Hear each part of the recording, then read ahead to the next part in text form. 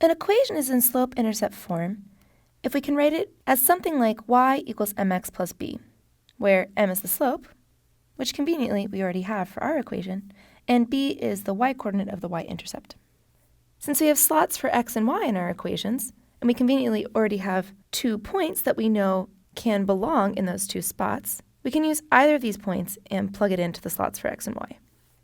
So we can start off with what we already know, using the slope.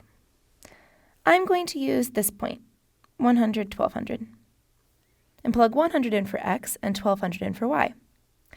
That's because we know that this point, or the coordinates of this point, when substituted into the proper places in this equation, satisfy this equation, or make it a true statement. That means we're allowed to use them. I still don't know what the y-coordinate of our y-intercept is, so I would really like to figure that out with the equation. So I want to get b by itself on one side of the equation, and I end up with 700 equals b. Now we can take this value and put it back in the equation we started with. That gives us a final equation of y equals 5x plus 700. So this is our answer. You could, of course, have used the point 60, 1000 instead of 100, 1200. And we can check to see that this is right by plugging in each of the coordinates for the 2 points to it and seeing if each side ends up equaling the other side.